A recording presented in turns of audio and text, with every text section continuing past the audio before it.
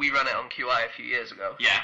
Which was, there's no such thing as a fish. Yeah, there's no such thing as a fish. No, seriously, it's in the Oxford Dictionary of Underwater Life. It says it right there, first paragraph, no such thing as a fish. Hello, and welcome to another episode of No Such Thing as a Fish, a weekly podcast coming to you this week from the Aces and Eights bar in Tufnell Park. My name is Dan Schreiber. I am sitting here with Anna Chazinski, James Harkin, and Andy Murray. This is our Christmas special, and once again we've gathered around the microphones with our 4 favorite facts from the last 7 days, and in no particular order, here we go. We begin with my fact. My fact this week is that before going on stage to read A Christmas Carol, Charles Dickens had a warm-up routine of drinking a pint of champagne. In the morning when he woke up, he'd have 2 tablespoons of rum. He would have the pint of champagne at lunch, and then just before he went on stage, he would have sherry, which he would mix raw egg into. Wow. The interesting thing is that you would think, okay, Charles Dickens, he probably did 1 or 2 readings of A Christmas Carol. If you look into his biography, you could almost claim that he was as much a performer as a writer. He spent years as a performer. He would go on massive tours. Yeah. He was like Michael McIntyre. He was like properly always on tour. One of his tours in America got him $2.3 million.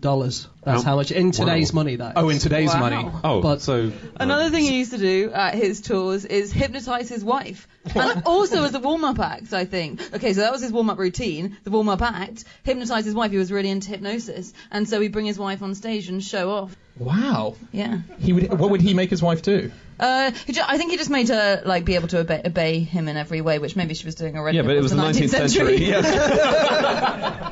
So he was really into mesmerism, which I mentioned because you like people whose names are directly related to the thing that they created, and Anton Mesmer came up with mesmerism, which is hypnotism. You know, Mesmer had a big tree in his garden that people would come and hug. And that's where tree hugging came from originally. Really? He claimed that he had mesmerized it and made it, given it some of it, his hypnotic power. He called it animal magnetism, didn't he? Yes, he did. Yes. Yeah, and he also claimed he had mesmerized the sun. Again, remotely, and he just said, Really? "Yeah, if you get any sunlight, you're getting some of my mesmeric power now." I mean, he was a charlatan. Wow. Charles Dickens and A Christmas Carol.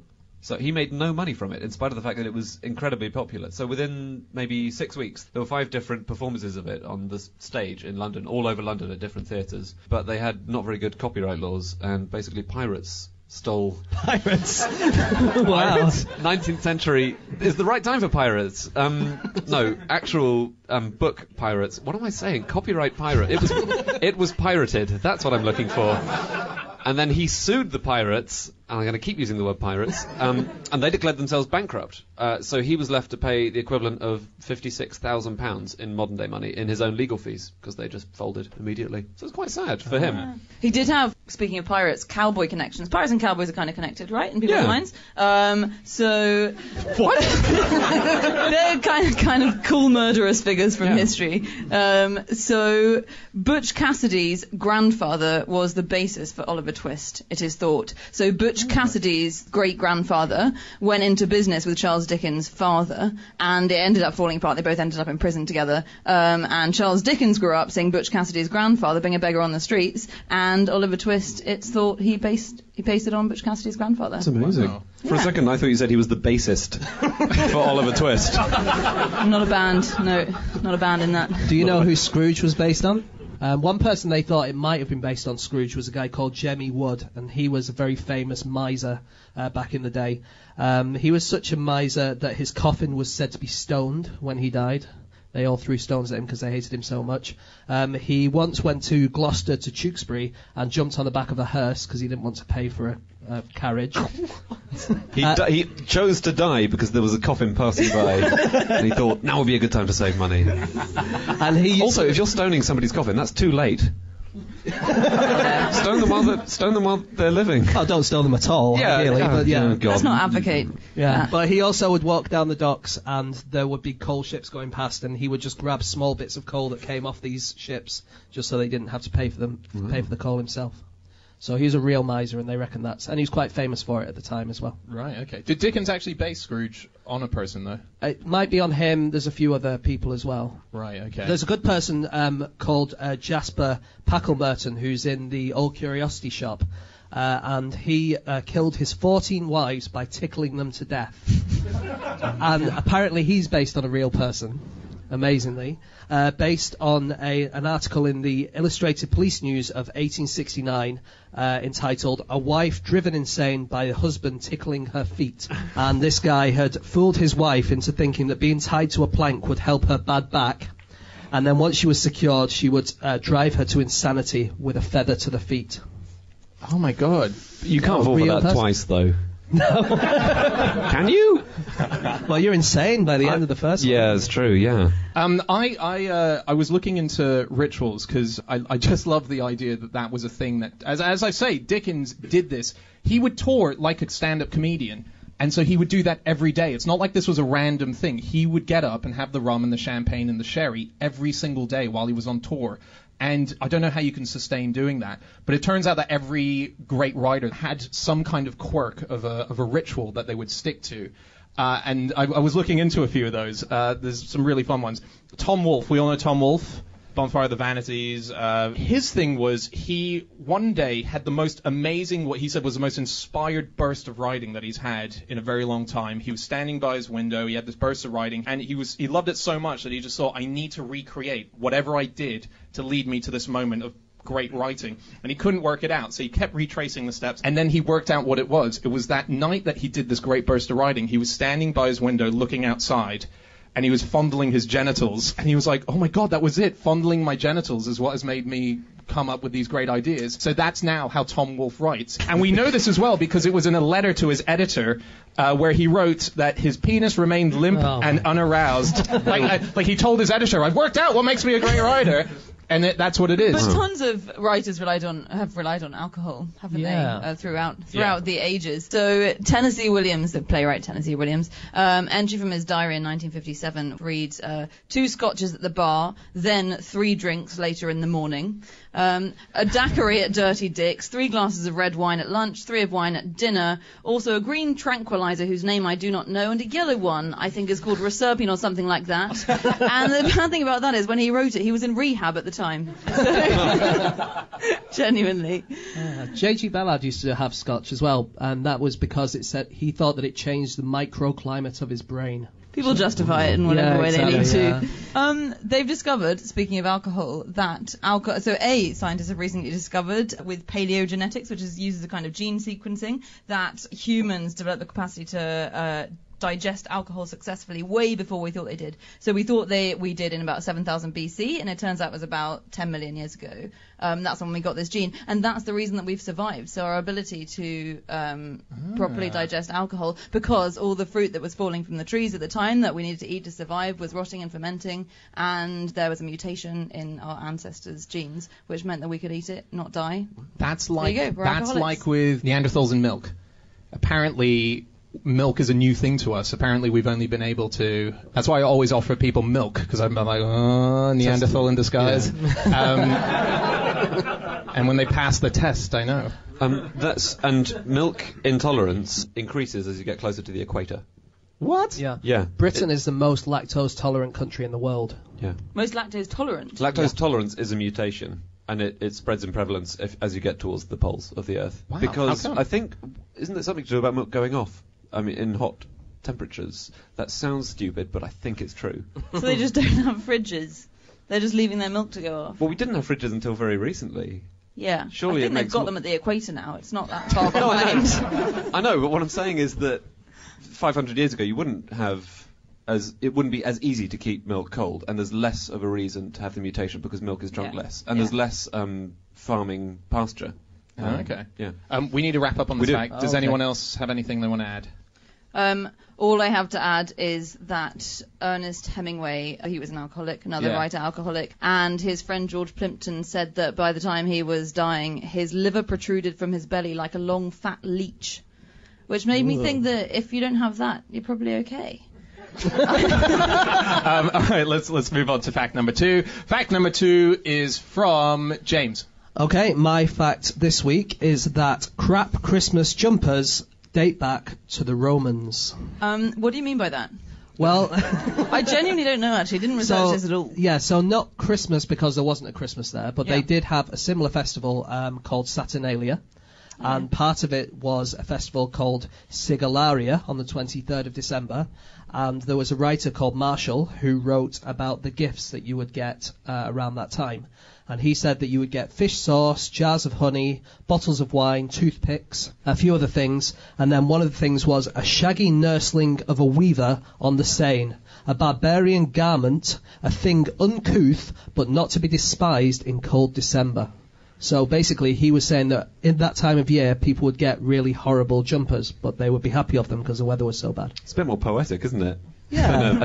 Another shaggy nursling of a weaver. Guys, it's going to be Shaggy Nursling of a Weaver Day on Friday, so do wear your Shaggy Nursling of a Weaver to the office and make a donation. And also, at Saturnalia, aristocrats would wear brightly coloured fabrics, and not necessarily matching ones. They would wear unusual combinations of clothes, and the outfit was called the synthesis, which means things being put together. So I think that's the other strand of the Christmas jumper theory. That's right. No, that's right. This comes actually from a press release from the University of Reading that I read, and they've gone into all this. They also said that people then drank raisin wine flavoured with pitch, honeyed wine, which does sound nice, and also a special wine for loosening the bowels. Yum. That's who is accepting that at dinner? Can I get the bowel loosening? That's what were their toilets like It's back like, then? would you like red, white, or bowel loosening? Yeah, exactly. Or brown, effectively. Yeah. The toilets were okay. Were they? Yeah, we found, the four of us have found a perfectly preserved Roman toilet seat on Hadrian's Wall. Oh. We haven't, but they have. I think they were okay. They were shitting off walls. No, but they had latrines. Yeah. Did they Just have go over the edge of the wall, because there are barbarians on one side of the wall. What, so it was like an attack strategy as No. well as... But that's the thing, actually, about, like medieval towns. Yeah. The idea is that you would throw boiling oil on the people attacking you, but of course they would never do that because oil is a really precious thing that you need to keep. And so that what they would throw is urine and feces. Okay. Or sometimes boiling water, but never oil. That's one of the best ever cartoons from Private Eye. There's a castle being attacked and the defenders are pouring a huge cauldron of oil over the side, and there's a guy in chef's whites next to them saying, "Drizzle it, for God's sake, drizzle it." Maybe you would pour boiling oil to show how rich you were, though, in the same way that people have, in Elizabethan times they used to blacken their teeth, didn't they? Because it showed if you had really rotting teeth that you were eating lots of rich food. Maybe it was that kind of, I think that was why people did that. That's very it's strange. mark of status. There's another weird style that happened in America when TV became a massive thing, when people started owning their own personal TV in their houses. I got this from a Bill Bryson book. There used to be a type of clothing called videos.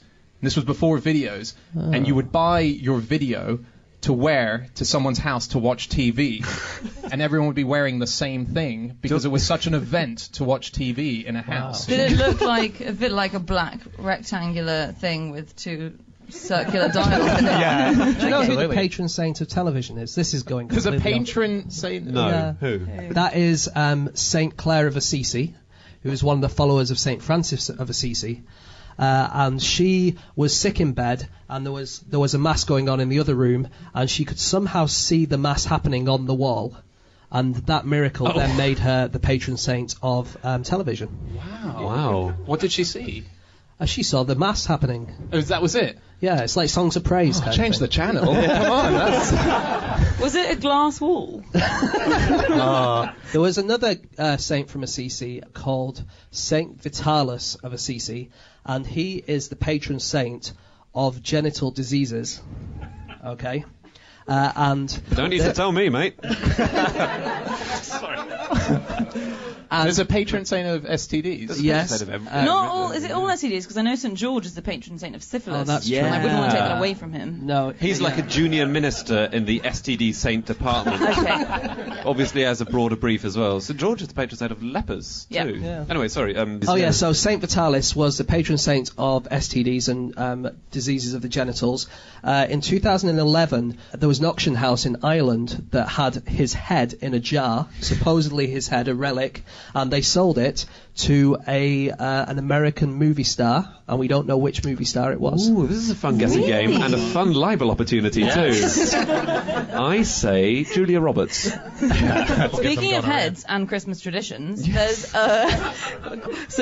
a Welsh Christmas tradition that I'm not going to be able to pronounce, which I don't think happens as much now, and it happens still in Glamorgan, but nowhere else, which is called Mary Lywyd, which is where a group of drunken revellers would put a horse's skull on a stick, and then they'd go around to people's houses and bang on their doors at Christmas, and they'd sing them a carol, and then you had to have a sing-off with the people in the house, and it was like a competition, and then they had to let you in with your horse's skull, and they had to feed you, and then you had to sing a goodbye carol, and then you would leave with your horse's skull and go to the next house. It just sounds like a really weird version of carol singing. Another tradition is, this is an old English tradition, cake tossing. Do you know that one? No. It's not much to it. You just get a perfectly good cake and throw it against a wall. Against a wall? Yeah. Not even seeing how far you can throw it. No, you stand next to the wall, throw it, and it's supposed to like give you a year without any hunger. Oh, really? Wow. Yeah. There's another... Sorry, go on. Just wanted to share this, which is the theory of when the sweater began, because it's quite a vague thing. Did it begin with the Romans or did it begin before that? One website I found says it began with 19th century British fishermen, because they needed something chunky and heavy to repel water and keep them warm. And that is from a website called Dances with Wolves. Nice. They would make Christmas jumpers for penguins, didn't they, for a while? Do you remember that? Really? Yeah, there was like an oil spill in New Zealand. Yeah, do you remember? And then what they wanted was little jumpers to put on the penguins so that they wouldn't preen themselves and get the oil. And then they get inside. the oil in their mouth if they preen themselves. They thought they might get about 100, but they ended up getting 15,000. Wow. And actually, they're no good at anyway. Like if you put a sweater on a penguin, it's not really the best thing to do. Best thing to do is just put it in cold water or warm water. I guess that's how they've evolved over millions of years to be able to deal with cold weather. Yeah, exactly. So now, whenever you send them a jumper for a penguin, they just put it on like a toy penguin and they sell it in the shop. Great. Thanks. This is semi-unrelated, but they've done an experiment in the last few months where they've put lingerie on rats, and it's to see how they always do it to rats, and it's to see why men are attracted to women. Really? But it was they put like kind of sexy underwear on rats, and then they got them to go and have sex with male rats, and then if the same woman came back later, then the guy didn't want to have sex with the female without her wearing the sexy lingerie. So it's like as soon as you're programmed to believe that the sex is going to be good with the lingerie wearing woman, then you don't enjoy it as much, or you don't want to do it with the non-lingerie wearing women. Apparently this proves why men are attracted to women That is a wearing sexy lingerie. terrible slogan for a Christmas jumper. Rat experiments to find that stuff out is because we had a fact in a previous podcast, which was what was it? They were in polyester pants. Yeah, rats in polyester pants don't... God, what was it? They can't get it up. They can't get an erections. erection if they're wearing little trousers. So made interested of in polyester. rat sex lives. Wow. Yeah. So male rats like, no, honestly, you look really beautiful with the lingerie. I don't know what's going on down there. I'll complain to the polyester company. Yeah. Okay, time for fact number 3, and that is Anna. Yeah, my fact is that male turkeys blush when they see female turkeys. I Which really is quite like that. sweet. Yeah. Especially if they're wearing lingerie. Why? Why do they blush? So turkeys generally have a weird anatomy anyway, but some people think it's because when turkeys gobble, it actually takes up a lot of energy, and they gobble as part of their strutting ritual to attract women, because it's a sexy thing to do. And when they gobble, it causes the blood to rise up and up into their face, and they turn bright red, and they really do go bright red. But it's only bits, so their snood, you know the turkey's snood, which I find the weirdest. No, what is it? The snood is that floppy bit of skin that dangles really far off a turkey's face, Yeah. and it's a secondary sexual organ because so when a turkey is aroused, it gets engorged with blood and it gets longer, and female turkeys fancy male turkeys with longer snoods, and so that snood goes bright red when it's trying to seduce. Wait, so they have a thing on their face that when they're aroused extends? Yeah, and it's got no purpose. Nobody knows why it's there. You except- also have a thing on your face that extends when you get aroused. A few That's things, true. actually. Do but I? you have erectile tissue inside your nose. Oh, yes. Yeah. Yeah. And does it increase in size when you are aroused? It can do sometimes, and there's a thing called honeymoon rhinitis, which you can get, which apparently when you get aroused, it makes you sneeze, and some people start sneezing when they're aroused. Well, this puts a new perspective This on the is story why- of Pinocchio. Well, this is why your nose does get longer when you lie, doesn't it? Because you get tense, and so they say your nose does expand. Well, Also, your wait, pupil, what else? What your else? pupil gets 10 times bigger when you're aroused as well. 10 times. Yeah, because it's only small. Like, No, hang on. Yeah, my actually, pupils that's- aren't that small. yeah, you're right. That doesn't sound right, does Maybe it? they're bigger No, it under, doesn't. under the Yeah. surface. I think you're Maybe- thinking of cartoons when their eyes go. They get bigger, but not by 10 times, obviously. Right. Okay. Yeah. But so I could be able to tell if someone. I don't know if it's noticeable, the nose thing. But then, Okay. if you're a turkey, you can't really play it cool with your snoot, can you? That's true, and if you blush as well. Yeah, it's very awkward for them, and because they've got so the top of their head turns bright blue also when they're aroused or excited. Their head so turns bright they can blue. turn their head blue. So it is actually quite obvious to a woman when they fancy Hang on, them. sorry. What? So they've got like if you can picture what a turkey looks like, and they're kind of greyish grey. Yeah, they're like head. turkey head. Yeah. Yeah, and it goes like They fluorescent. go bright. Their head goes bright blue. Yeah. Like my jumper, bright blue. No, it's more paler than that. Oh, okay. Yeah. This is what. So turkeys are great, right? And turkeys were. Do we think they were nearly the official animal emblem of America or not? This is a myth, apparently, but I think it's basically true. The idea is that Benjamin Franklin liked them so much, and he thought they were noble animals, and he wanted them to be the official mascot bird of the USA. So I don't know if it's true. So when it was decided that they were going to make a bald eagle the emblem of the USA, then Franklin was outraged, and he said it couldn't be a bald eagle because they have bad moral character.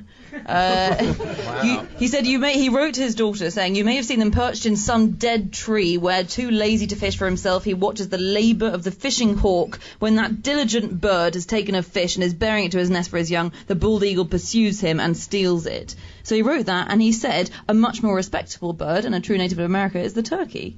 So I don't know why people keep debunking this. Franklin wanted the bird to be... Franklin wanted it to be, yeah. I have a thing about And Benjamin... electrocuting them, right? Yeah, he wanted to. He not only wanted to, he did electrocute turkeys. And on one occasion, he got a crowd together to watch him doing it, and then ended up electrocuting himself, which is amazing. He wrote to a friend, "A turkey is to be killed for our dinners by the electrical shock and roasted by the electrical jack." And he practiced it lots, and then got a crowd together, and he was numb for the rest of the evening after he gave himself a huge shock. And he wrote to his brother saying, "2 nights ago, being about to kill a turkey by the shock from 2 large glass jars, I inadvertently took the whole through my own arms and body. Do not make this more public, for I am ashamed to have been guilty of so notorious a blunder. So sorry, Franklin, your secret's out now." The other thing, though, is that turkeys aren't that noble, are they? Really? I mean, why if do you you say put that? if you put a male turkey apparently in a room with a model of a female turkey, he'll mate with it just as eagerly as he would with the real thing. Okay? Oh, yeah.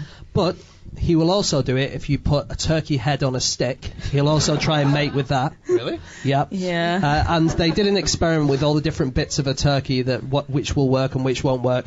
A freshly severed head on a stick was the most effective. That's what it liked the most. The most effective. Well, I like you, but I don't know. Could you maybe lose everything below your neck? Yeah. Well, yeah, you've got that. That one's the most effective, followed by a dried male head on a stick, followed by a 2-year-old withered female head on a stick. Is turkey porn just heads? It's like breasts, just cut out the body. And then last place, but still eliciting a sexual response, was a plain balsa wood model of a head.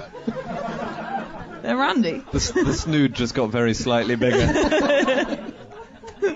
Wow. So That's that's why your emblem of the USA. Turkeys never ask, are you a leg or a breast man? They just say, are you a head or a head man? I'm a head man. Yeah, I love it.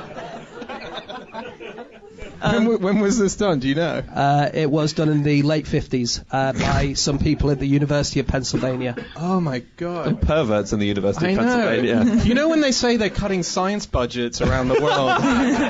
You just go, but we need to put these rats in brassieres, and we've got trying to find out if he wants to shag that head. Like, I kind of get it now. I've had this head decomposing for 2 years in my office. We all think it's going to the moon in Mars, and it's no. This is where the real budget's going. Wow. That's Turkeys insane. are very breasty now, aren't they? Much more than they're supposed to be. Well, Domestic me and turkeys. Andy have noticed. Yeah, we were chatting about this the other day. Yeah, no, What do you mean? I What? saw your computer screens. They've increased. It was the Waitrose website. Sure was. Look at the head on that one. Go on, So Anna. turkeys have got much bigger. They've increased by 57% in size since 1980, I think. Since 1965, sorry. Because we're obviously breeding them to have huge breasts because we like the taste of turkey breast. And this is why wild turkeys are laughing in the face of domestic turkeys, because they can fly 55 miles an hour. I think. Wow. And most domesticated turkeys can't fly at all because they're so top heavy. They can run 25 miles an hour. Yeah, unbelievable. Wild turkeys. Yeah, wild turkeys. Turkeys can't, farm turkeys can't have sex with each other anymore. It's quite sad. They're too heavy and they're sort of a bit distorted, and they have to be masturbated and then artificially inseminated. And the people who... Is it not because they're all dubious now going, it's probably just a head on a stick, mate. I wouldn't bother. But the people who do it call it milking. And it's not milking. It's not milk. It's not. Don't dress it up. They then... All right, they sort of... Can I read you a brief account of it? It won't take long, but the effects will last forever in your minds. So this is according to a journalist who went around and visited a turkey farm. He said, "I was complaining about the impossibility of a journalist getting to see the process when I heard a rustle of feathers beside me. The turkey was already upside down in Paul's hands. He swiftly uncovered a hole amidst the feathers, gave it a couple of tweaks, and there was the turkey semen, looking like a bit of crumbly old toothpaste. 'We take this,' said Paul, 'and suck it into a rubber tube. It's then blown into the vagina.' So you have to suck it up with a rubber tube, and then blow it up another turkey. That's a job. I hope they It's a didn't. job that people today have. So what makes you think you're qualified? Well, I've always been interested in sucking animal semen up through tubes. I hope they didn't say the crumbly old toothpaste thing to its face, did they? Because that can be quite offensive in my experience. So, do you have any Aquafresh? Hey, I read that turkey poo. Let's say you had two turkeys and you were like, oh, tell me the gender of these two turkeys.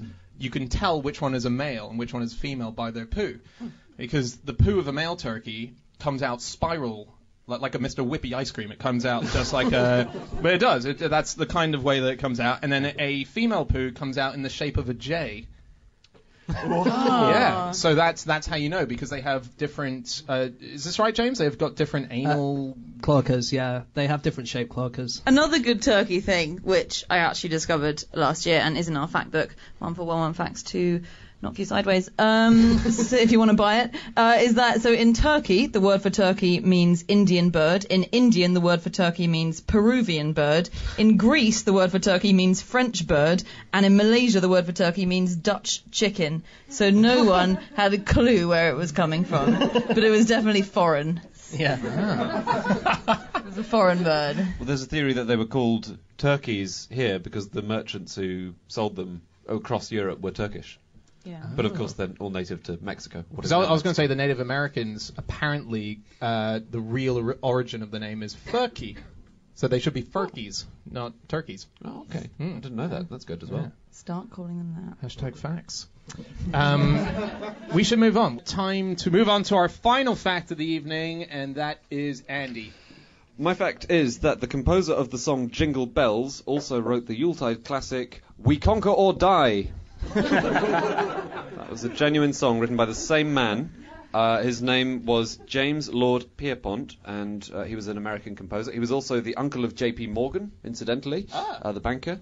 And and he wrote this song and a number of others. The lyrics to We Conquer or Die go: the war drum is beating, prepare for the fight. The stern bigot Northman exults in his might. Gird on your bright weapons, your foemen are nigh, and this be our watchword: we conquer or die. So, there you go. Jingle bells, jingle. You can see where it led on Was that his difficult second song? Yeah. Was that, which one came first, do we know? I think Jingle Bells came first. Some of them we don't know the dates for. Oh no, he's like someone who wanted to be taken more seriously as an Yeah, it's artist. one of those cases. Did he write anything else? Is that it from him? Yeah, he wrote a load of songs. I have. Are they all in the Christmas theme or the No, aggressive military theme? A lot of them are in the aggressive military theme. He wrote Our Battle Flag and Strike for the South and Oh, Let Me Not Neglected Die. Because he was he was on the side of the South in the Civil War, and he lived in Boston, Massachusetts originally, and then he moved down to Savannah, Georgia, which is where he spent the Civil War, and he wrote a load of these songs on behalf of the South as a kind of agitprop thing. Jingle Bells was the first song to be played from space, wasn't it? Was it?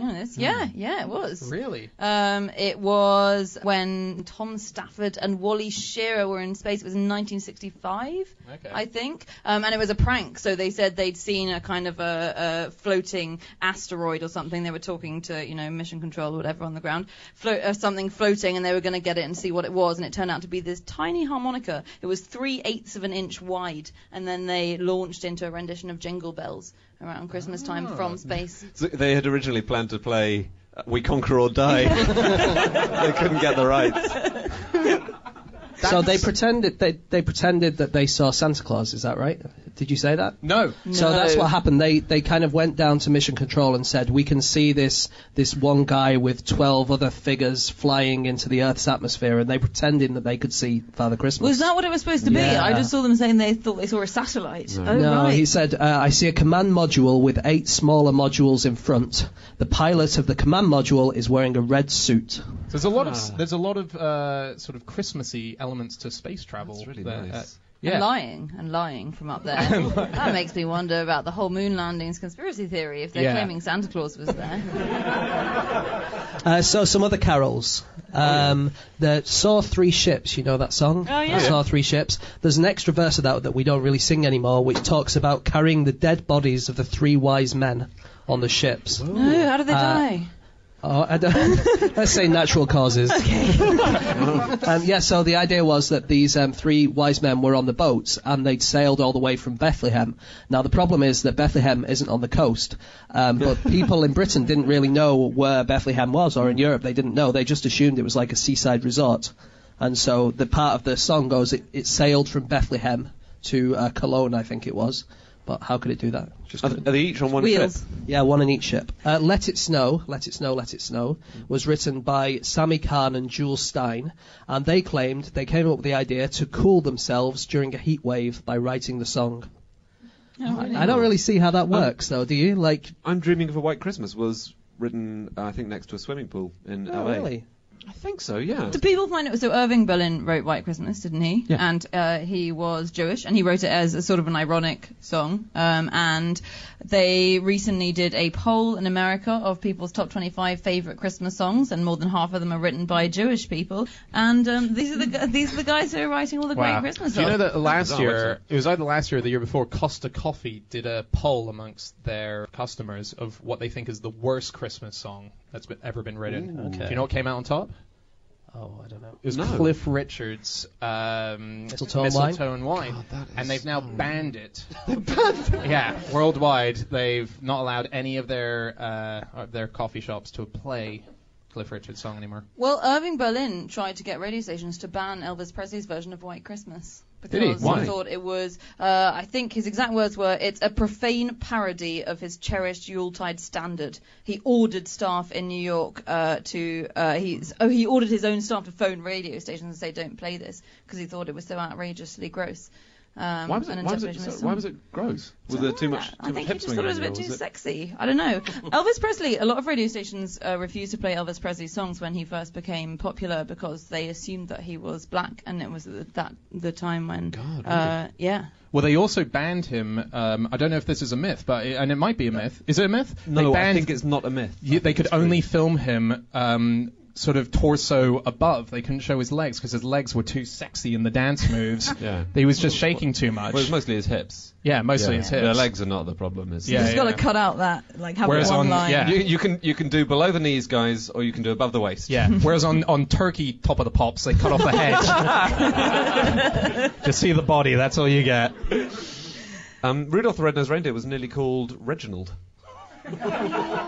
Reginald. True. Yeah, it doesn't scan as well. But does it wasn't a song originally. It was a colouring book for children, and an advertising guy came up with it, and he very nearly called it Reginald, but then he crucially didn't, and it sold 2.5 million copies in its first year. This little colouring book was huge. Which is quite nice about Rudolph the Red-Nosed Reindeer, it was written by just a copywriter who worked for Montgomery Ward huge department store, and they'd just been told they didn't want to spend loads of money buying Christmas gifts to sell, so they told their staff to write a Christmas song. So this guy, Robert May, wrote Rudolph the Red-Nosed Reindeer, and it sold incredibly well, made loads of money. I think, it was remade into a song, and the Montgomery Ward, people in charge of Montgomery Ward, gave him all the rights to it. He had no rights to it at all. Wow. And he was in trouble. His wife had a terminal illness. He was in massive debt. And as soon as it was released as a song, they sold him all the rights to it 100%, and he lived off the proceeds of that until, I think, the 1970s when he died. Wow. So that's quite nice. That is nice. That's great. Yeah. Hark the Herald Angels Sing, the tune is written by Mendelssohn, which possibly you know, and Mendelssohn originally wrote the tune as a tribute to Gutenberg's printing press. It was How Awesome is the Printing Press song, which seems... How Awesome is the Printing Press scans the same as Hark the Herald Angels Sing. There you go, that's the original It lyrics. actually went Gutenberg the Deutsche Mann, Zundetter die Fickel an. Or die Fackel an. I have no idea. So the weirdest thing for me about this fact is when you hear someone who's famous for something and then they've produced another bit of work that is just so...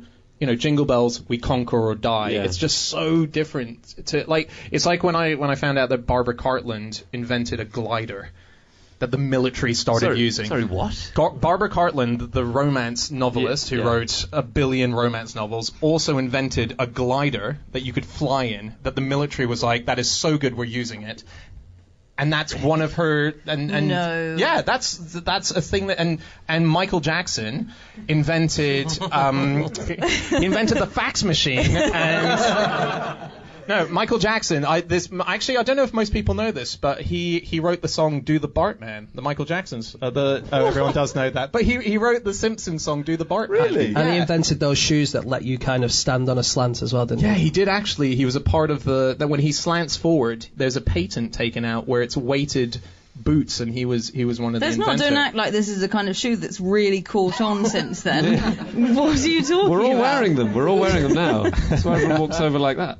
This is connected, because I wanted to mention this earlier. The person who made Christmas carols cool again was St. Francis of Assisi. Was it? I believe. Yes. So it was at a time when it was in the 13th century, at a time when it was all very serious and very somber, and he tried to make Christmas celebrations fun again, and he made it so that, for instance, drinking songs that were sung in taverns, like fun drinking songs, he made them be rewritten with Christmas lyrics. And so made them fun Christmas songs. A few years ago, the Pope said that he was a playboy, Francis of Assisi. What do you mean? Well, he started off his life, he was a drinker and he was a partier, and then he gave away all his stuff to a leper, and the Pope actually said that he was one of the original playboys. Fun guy. Created the Nativity, I think. He turned Nativity into a fun theatrical event, so decided that the birth of Jesus should be something that we all go and enjoy watching. The Vatican didn't have a Christmas tree until 1982. Really? Did it not? No. I think they associated it still with being the old heathen thing.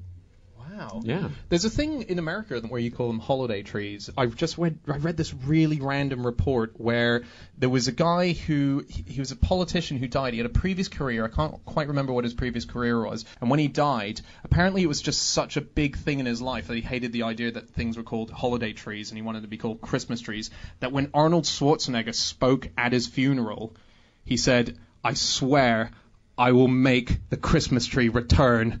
It was the report that came out. Wow. Arnold Schwarzenegger promises Christmas trees to return in funeral eulogy. We need to wrap up. Do you guys have any more? Yeah, Jingle go for Bells it. was originally a bit of a saucy song. I just wanted to tell you that. The second verse, it goes, "A day or two ago, I thought I'd take a ride, and soon Miss Fanny Bright was seated by my side. The horse was lean and lank, misfortune seemed his lot. He got into a drifted bank, and then we got upsot. which no one knows what it means. But It sounds like it should be upset, but it didn't quite right. I think that's exactly what it means, actually. Yeah. And then, like, now the ground is white, go it while you're young, take the girls tonight and sing this sleighing song. Basically, a sleigh was like having a sweet ride in the 50s, and you'd go and sleigh everywhere, and, you know, you'd go up into the hills, up to... Going to Sleigh Everywhere sounds a bit like some kind of gory horror film that you don't want to be involved with. Yeah, but you go sleigh riding, and you know, that was very impressive to a young lady. You've got a sleigh. I have just one more thing to add, Yes, yeah. which is more of a feminist mission statement about the holly and the ivy. And the Holly and the Ivy, the song, so it's always kind of bugged me how that ends saying, of all the trees that are in the wood, the holly bears the crown. So in the Holly and the Ivy, the holly's one, and the holly's a bit of a dick because it's all spiky and nasty. And actually, this dates back to medieval times when the holly represented the masculinity of the male form, and the ivy was a woman, and the ivy was this weak, gentle woman, and the holly was this strong, and it's very resilient, and it represented a man. And in medieval villages, they would sing, the women would sing, have competitions against the men, and they would be the ivy and the men would be the holly. So every time, women, you sing the holly and the ivy and you finish saying the holly bears the crown, you're saying the men have won. That's what that means. So we need to change it, don't we? We need to change it. Get Arnold Schwarzenegger on the phone. I swear to you, Anna, the ivy will rise again. Okay, that's it. That's all of our facts for this evening. Thanks so much for listening at home. Thanks so much for being here this evening. If you want to get in contact with any of us about the things that we've said during the course of this podcast, you can get us on Twitter. I'm on @Schreiberland. Andy. At Andrew Hunter M.